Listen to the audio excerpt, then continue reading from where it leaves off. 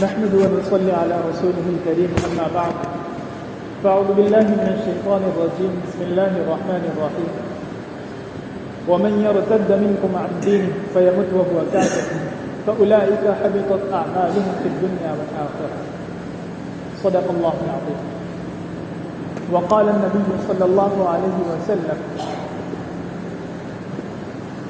حين قال لأصحابه قال النبي صلى الله عليه وسلم قل آمنت بالله ثم استقم أو كما قال النبي صلى الله عليه وسلم. محترم دوستوں اور بزرگوں، ابھی جو آیت میں نے آپ کے سامنے تلاوت کی اور جو حدیث پاک کا ٹکڑا آپ کے سامنے رکھا، ان دونوں کی روشنی میں کچھ باتیں جو موجودہ حالات سے تعلق رکھتی ہے اور ساتھ ہی ساتھ ہماری نجی زندگی سے جڑی ہوئی ہے وہی بات رکھیں، اور یوں سمجھا جائے کہ یہ وقت کی اہم ترین ضرورتوں میں ان دونوں چیزوں کو سامنے رکھتے ہوئے دو باتیں ہمیں سمجھنے کی ضرورت ہے اور ان دونوں باتوں کو لے کر زندگی بھر چلنے کی ضرورت ہے.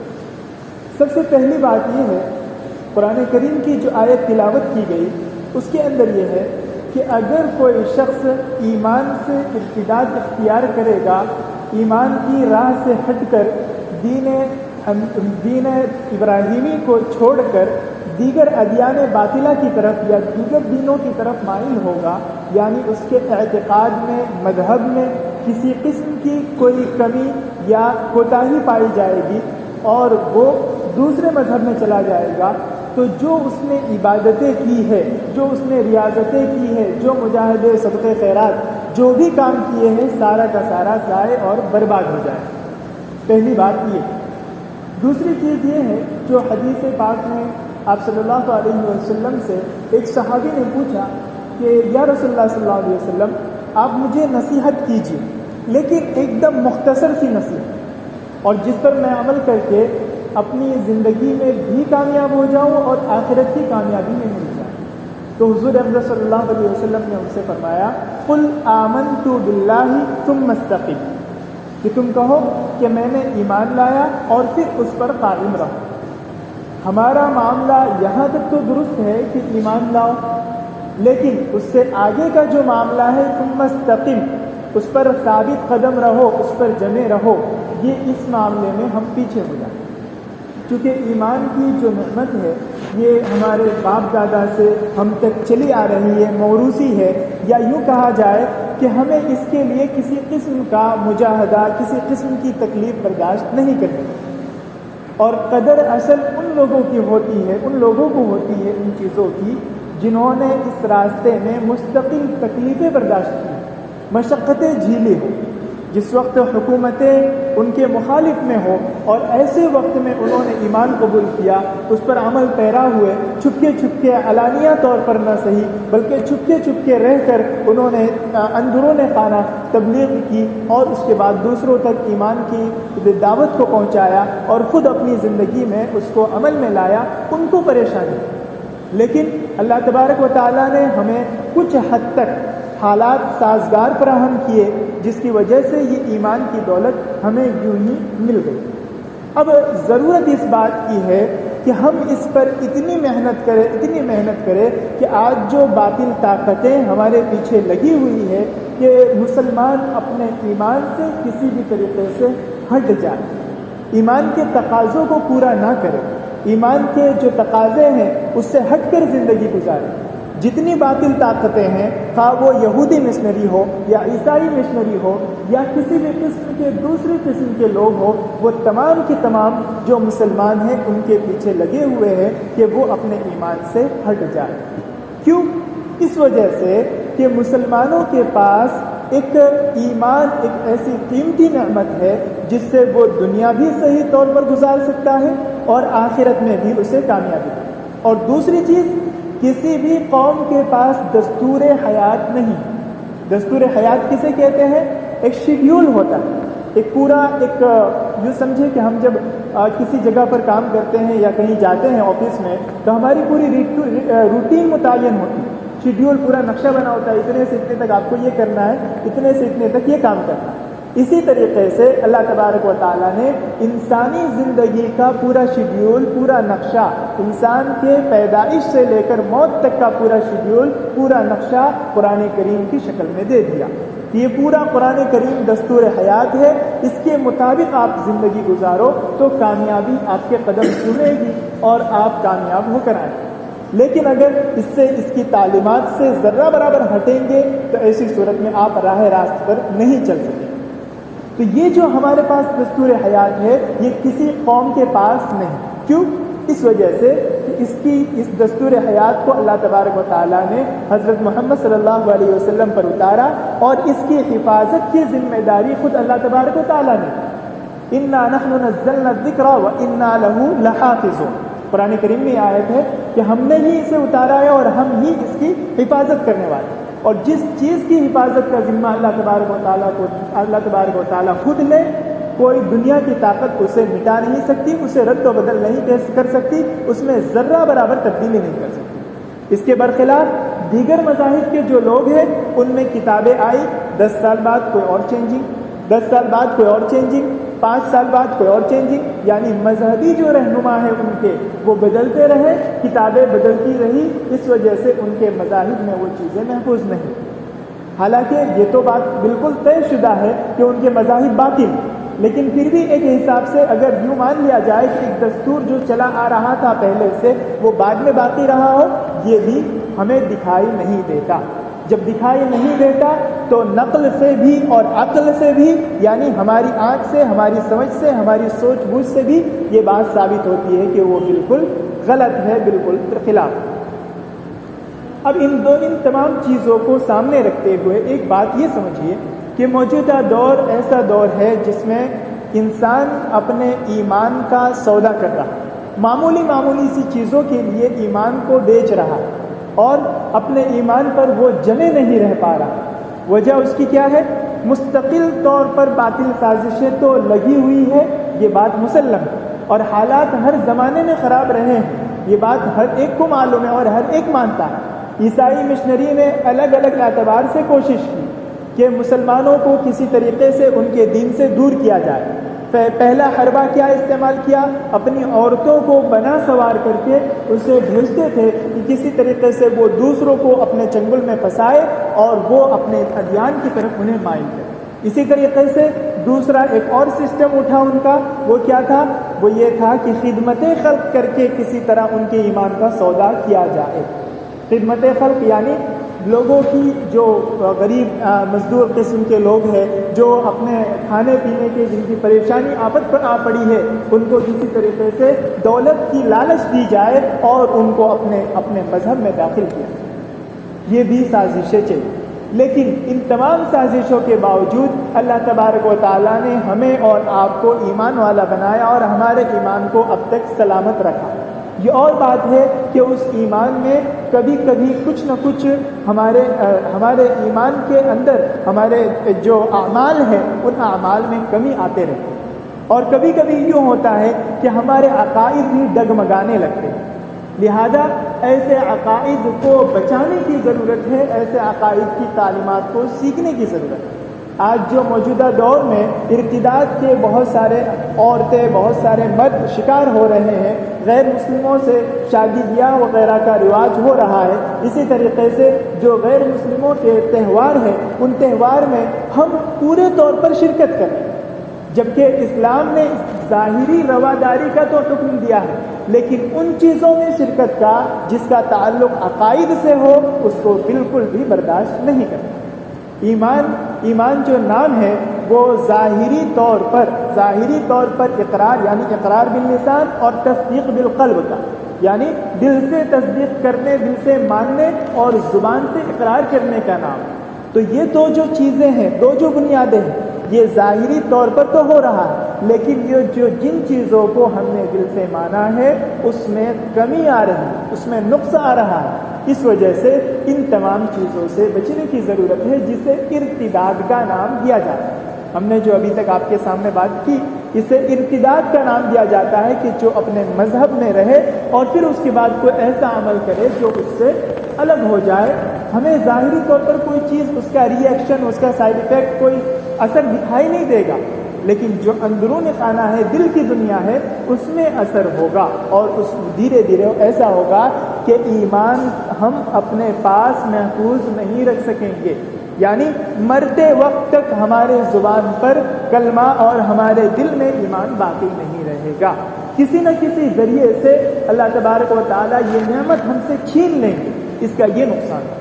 اور ہمارا مقصود کیا ہے؟ اللہ تبارک و تعالیٰ نے قرآن کریم میں فرمایا وَمَا خَلَقْتُ الْجِنَّ وَالْإِنسَ إِلَّا لِيَعْبُدُونِ، کہ ہم نے اپنے جن و انس کو اپنی عبادت کے لیے پیدا کیا. اور جو ایمان کی جو نعمت اللہ تبارک و تعالیٰ نے دی ہے، اللہ تبارک و تعالیٰ یہ چاہتے ہیں کہ ہم اس ایمان کی دولت کو یہاں سے لے کر جائے. کیوں؟ کیونکہ انما الاعتبار بالخواتم، اصل خاتمے کا اعتبار ہوتا ہے. اس وقت اگر خدا نہ خواستہ ہماری زبان سے کوئی لفظ نکل گیا تو ہمارے ایمان اسی وقت جاتا ہے. ہم نے بہت سے لوگوں کو دیکھا، بہت سے لوگوں کی زندگی ہمارے سامنے ہے، بہت سے واقعات ہم آئے دن سنتے رہتے ہیں. ان میں سے ایک واقعہ آپ کو میں سناؤں کہ ایک جگر مراد آبادی گزرے ہیں، بہت بڑے شاعر، ان پر رحمت اللہ علیہ بھی لگایا جاتا ہے، اور واقعی رحمت اللہ علیہ لگانا چاہیے. وجہ یہ ہے کہ وہ بہت بڑے شرابی تھے، بہت بڑے شرابی تھے. لیکن ہوا یہ کہ ان کی زندگی پوری کی پوری زندگی اسی طرح گزری، شراب کباب. لیکن ایک موقع ایسا آیا کہ حضور اقدس صلی اللہ علیہ وسلم کی شان میں کسی نے ایک گستاخانہ کلمہ کہہ دیا. کسی نے جس وقت وہ شراب کے نشے میں مدہوش تھے، اس وقت تو انسان کہیں سے کہیں پہنچ جاتا ہے، لیکن ایسے موقع پر حضور اقدس صلی اللہ علیہ وسلم کی شان میں کسی نے گستاخی کی، فوراً اس نے بوٹل اٹھائی اور اس کے بعد پھینک کر کے مارا اور کہا کہ میں ہر چیز برداشت کر سکتا ہوں لیکن حضور اقدس صلی اللہ علیہ وسلم کی شان میں گستاخی برداشت نہیں کر سکتا. چنانچہ اللہ تبارک و تعالیٰ نے حضور اقدس صلی اللہ علیہ وسلم کے اس نام کی ایک اعتبار سے عظمت کی برکت سے اللہ تبارک و تعالیٰ نے انہیں ایسی موت دی، ایسی زندگی ان کی پلٹی کہ آج انہیں لوگ رحمت اللہ علیہ کے نام سے یاد کرتے. کس طرح پلٹی؟ ہوا یہ کہ حضرت مولانا اشرف علی تھانوی رحمۃ اللہ علیہ کے ایک خلیفہ تھے، وہ ان کے پاس میں آتے جاتے رہتے تھے، خواجہ مجذوب رحمۃ اللہ علیہ. وہ بڑے مجذوب قسم کے تھے، اس سے ان کے پاس ملا کرتے تھے، ساتھ میں رہا کرتے تھے اور کہتے تھے کہ یار جگر تم یہ شراب چھوڑ کیوں نہیں دیتے؟ تو انہوں نے کہا کہ یار مجھے تو لت پڑ گئی ہے، عادت پڑ گئی ہے، میرے سے چھوٹتی نہیں ہے. تو انہوں نے کہا کہ مولانا اشرف علی تھانوی رحمۃ اللہ علیہ سے ایک مرتبہ ان کی خانقاہ میں چلے. انہوں نے جواب دیا کہ یار میں شرابی آدمی، اگر مجھ سے ایک دن بھی رہا نہیں جاتا اور تم کہتے ہو کہ فلاں بزرگ کی خانقاہ میں جاؤں، میں کیسے جا سکتا ہوں؟ تو خواجہ مجذوب صاحب رحمۃ اللہ علیہ نے حضرت مولانا اشرف علی تھانوی رحمۃ اللہ علیہ سے درخواست کی کہ حضرت ایسا مسئلہ ہے، کیا کیا جائے؟ تو حضرت مولانا اشرف علی تھانوی رحمۃ اللہ علیہ چونکہ حکیم تھے، لوگوں کی ذہنیت کو بھی سمجھتے تھے اور کس طرح کام کرنا ہے وہ بھی جانتے تھے، تو انہوں نے کہا کہ ان کو کہو کہ ہم خانقاہ میں تو ان کو آنے کی اجازت نہیں دیتے، لیکن ان سے کہو کہ بوٹل لے کر ہمارے گھر آ جائے، ہمارے گھر میں رہے، جب تک ان کو رہنا ہے رہے اور اس کے بعد پھر چلے جائے. اب وہ بیچارے شرم سے پانی ہو گئے کہ حضرت مولانا اشرف علی تھانوی رحمۃ اللہ علیہ جو علمی اعتبار سے بھی بہت بڑا مقام رکھتے ہیں، ان کی اتنی تصنیف ہے اور ساتھ ہی ساتھ تصوف کی دنیا میں بھی بہت بڑا مقام ہے، ایسی بڑی ہستی کے پاس میں جاؤں گا اور بوٹل لے کر میں کیسے ہو سکتا؟ چنانچہ جگر مراد آبادی ایک دن تیار ہو گئے اور وہ بوٹل وغیرہ لے کر نہیں گئے، حضرت تھانوی رحمۃ اللہ علیہ کی خدمت میں رہے اور 3 دن تک شاید وہاں پر. جب وہاں سے واپس آئے تو اللہ والے کی نظر کی برکت یہ تھی، حضرت تھانوی رحمۃ اللہ علیہ نے ان کے ساتھ کچھ دیر رہے، اس کی برکت یہ تھی کہ آنے کے بعد شراب سے توبہ کر لیا اور بالکل پورے طور پر شراب چھوڑ دیا. ڈاکٹروں نے کہا کہ آپ شراب اگر نہیں پئیں گے تو اب صرف اور صرف 3 یا 4 ماہ زندہ رہ سکیں گے، اس سے زیادہ نہیں رہ سکتے. انہوں نے یہ جواب دیا کہ اگر اللہ تبارک و تعالیٰ کی نافرمانی کر کے میں 4 ماہ زندہ رہوں گا، اگر اللہ تبارک و تعالیٰ کی نافرمانی کر کے پوری زندگی بھر اگر 10 سال بھی زندہ رہتا ہوں تو میرے لیے یہ کوئی فائدہ مند نہیں ہے، جبکہ اللہ تبارک و تعالیٰ کی فرما برداری کرتے ہوئے میں اگر اس دنیا سے چلا جاؤں تو یہ میرے لیے زیادہ بہتر ہوگا. چنانچہ اسی وقت انہوں نے شراب چھوڑ دیا اور ڈاکٹروں کی ٹیم آئی، انہوں نے کہا کہ آپ شراب نہیں پئیں گے تو پھر آپ کا انتقال ہو جائے گا، لیکن اللہ کا کرنا ایسا ہوا کہ اللہ تبارک و تعالیٰ نے انہیں ایک نئی زندگی دی اور پھر وہ اسی طرح رہے اور ان کی ایمان کی حالت میں اور توبہ طائب کیے ہوئے حالت میں ان کی موت ہوئی۔ تو اللہ تبارک و تعالیٰ اس طرح جو ہے جب بندہ ایمان کی قدر کرتا ہے، ایمان پر جمے رہتا ہے، استقامت اختیار کرتا ہے، تو اس طرح اسباب بناتے ہیں کہ چاہے وہ پوری زندگی کیسے بھی گزار لے لیکن اللہ تبارک و تعالیٰ آخری وقت میں اسے کلمہ کی برکت نصیب فرماتے ہیں۔ بہرحال اس زمانے میں موجودہ دور میں جو کچھ فتنے پھیلے ہوئے ہیں ان فتنوں سے بچنے کے اسباب کیا ہیں؟ چونکہ جمعہ کے دن تو ایسے بھی وقت بہت کم ہوتا ہے، ایسے شارٹ وقت میں کچھ اہم پیغام ہو جس سے لوگوں تک جائے اور لوگ اس پر عمل پیرا ہو تو ہماری زندگی بھی بنے اور آپ کی زندگی بھی سنورے۔ تو ان چیزوں کو میں نے یہاں سامنے لکھ کر رکھا ہے۔ کچھ چیزیں ایسی ہیں جن کو ہم اختیار کرتے ہیں یا جو ہمارے معاشرے میں رائج ہے، اس کی وجہ سے یہ ارتداد کی جو فضا ہے وہ عام ہو رہی ہے۔ سب سے پہلی جو چیز ہے وہ یہ ہے کہ شادی کے اندر فضول خرچی بہت عام ہو چکی۔ نمبر 1، شادی کی فضول خرچیاں بہت زیادہ عام ہو چکی، جس کی وجہ سے غریب جو طبقہ ہوتا ہے وہ طبقہ اس چیز کو دیکھ کر کے اسے ارینج نہیں کر پاتا، اس کا انتظام نہیں کر پاتا، جس کی وجہ سے اسے نوبت یہ آ پڑتی ہے کہ وہ دوسرے کے چنگل میں شکار ہو جاتا ہے۔ عیسائی مشنری یا کوئی بھی ذرا سا اس پر محنت کی جائے تو وہ دوسری طرف چلا جاتا ہے۔ دوسری چیز ہے کہ مسلم لڑکوں کی تعلیمی پسماندگی، مسلم لڑکوں کی تعلیمی پسماندگی، یعنی مسلم لڑکے جو ہے وہ تعلیم میں آئے دن پیچھے ہوتے جا رہے ہیں، جبکہ مسلم لڑکیوں کی تعلیم کا تناسب بڑھتا جا رہا ہے۔ اب ظاہر سی بات ہے کفو کا مسئلہ آتا ہے اس میں شادی میں کہ اگر دونوں برابر سرابر پڑھے لکھے ہو تو ایسی صورت میں گھر کا نظام صحیح طور پر چل سکے گا۔ اب جب انہیں برابر سرابر نہیں ملیں گے، دوسرے مذہب میں اسے برابر سرابر ملیں گے، تو ایسی صورت میں ظاہر سی بات ہے کہ ہماری لڑکیاں غیروں کے چنگل میں جائے گی اور غیروں کی طرف مائل ہوگی۔ تو اس چیز کو بھی دور کرنے کی ضرورت ہے کہ مسلم لڑکیوں کے ساتھ ساتھ لڑکوں کو بھی اعلیٰ تعلیم دلانے کی ضرورت ہے۔ تیسری چیز ہے مخلوط تعلیم، یعنی مرد عورت کا ایک ساتھ مل کر کے تعلیم حاصل کرنا۔ یہ بھی چیز ایسی ہے جو انسانوں کے اندر سے ایمان کی جو رمق ہے، چمک ہے، ایمان کا جو ذائقہ ہے وہ چھین لیتی ہے اور دھیرے دھیرے وہ دور ہوتا جاتا ہے، اور ایک دن ایسا آتا ہے کہ پھر وہ دوسروں کی محبت میں عشق میں گرفتار ہو کر اور پھر وہ اس میں چلا جاتا ہے۔ چوتھی چیز ہے مخلوط ماحول میں ملازمت، مخلوط ماحول میں ملازمت، یعنی ایسا اسٹاف، ایسی کمپنی، ایسی جگہ جہاں پر جاب میں مرد عورت سب ساتھ میں مل جل کر کام کرتے ہیں۔ ایسے میں ایک دن نہیں ہوا، 2 دن احتیاط کیا، تیسرے دن احتیاط کیا، لیکن چوتھے یا 5ویں دن کبھی نہ کبھی تو ایسا ہوتا ہے ضرورت کے مطابق بات کرنی پڑتی ہے اور پھر دھیرے دھیرے بات سے ملاقات تک بات بڑھتی ہے۔ معذرت خواہ ہوں، وقت تھوڑا ہو رہا ہے، 2 منٹ بس۔ تو یہ چیز ہے کہ مخلوط ماحول کی ملازمت۔ یہ 4 چیزیں ایسی ہے جن کو ہمیں ختم کرنے کی ضرورت ہے اپنے معاشرے میں سے، اور 4 چیزیں ہمیں سیکھنے کی ضرورت ہے۔ وہ 4 چیزیں کیا ہے؟ نمبر 1، ایمان کی قدر و قیمت۔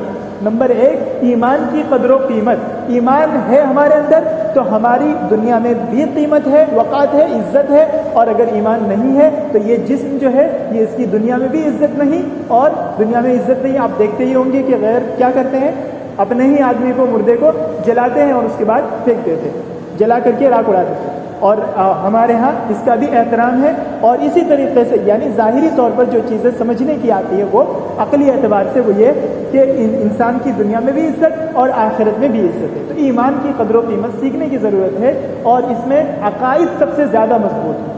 عقائد میں مضبوطی نہیں آئے گی تو ایمان صاحب مضبوط نہیں رہ سکتا۔ دیگر اعمال میں ہم سے کمی ہوگی تو وہ توبہ طائب سے معاف ہو سکتے ہیں، لیکن عقائد میں کمزوری آئی تو ہمارے ہاتھ سے ایمان بھی چلا جائے گا۔ دوسری چیز ہے وقت پر بچوں اور بچیوں کی شادیاں۔ وقت پر بچے اور بچیوں کی شادیاں، اگر یہ چیز نہیں ہوگی تو ظاہر سی بات ہے ان کے اپنی چیزوں کو پوری کرنے کے لیے، اپنی ضروریات کو پوری کرنے کے لیے وہ دیگر ناجائز چیزوں کی طرف راغب ہوں گے۔ تیسری چیز ہے بچوں کی نگرانی کرنا۔ بچوں کی نگرانی کرنا، اس زمانے میں سوشل میڈیا ایک ایسا پلیٹ فارم ہے جو ایسا گہرا سمندر ہے کہ جس میں انسان جتنا وقت گزارے اتنا وقت وہ کوئی نہ کوئی برائی میں پڑ کر ہی رہے۔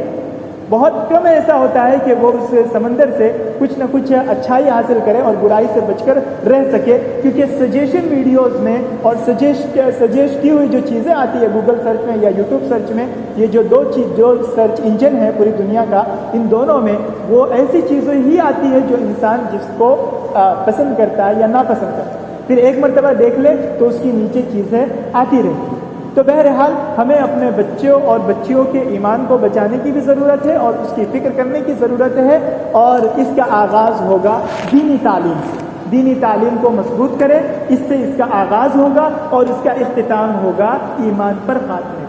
جب ایمان پر خاتمہ نصیب ہو جائے گا تو یوں سمجھے کہ ہمارا یہ کرنا کرانا، ہماری ساری محنت یہ کامیاب ہوئی، اور اگر ایمان پر خاتمہ نہیں ہوا تو اللہ نہ کرے، اللہ تبارک و تعالیٰ ہم سب کی حفاظت فرمائے، تو پھر یہ ہماری کی کرائی ہوئی محنت میں ضرور کہیں نہ کہیں کوئی کمی واقع ہوئی ہے جس کی وجہ سے یہ ہمیں انجام مل رہا ہے۔ اللہ تبارک و تعالیٰ ہم سب کو کئی سنی باتوں پر عمل کرنے کی توفیق عطا فرمائے اور ہمارے عقائد کو مضبوط کرنے کی توفیق عطا فرمائے، ہمیں اپنے بچوں کے مستقبل کو سنوارنے کی طرف فکر مند ہونے کی توفیق عطا فرمائے، اور ہم سب کو اپنی زندگی میں ایمان کی قدر و قیمت کو پہچاننے اور اس کو اس دنیا سے لے جانے والا بنائے۔ آمین و آخر دعوانا۔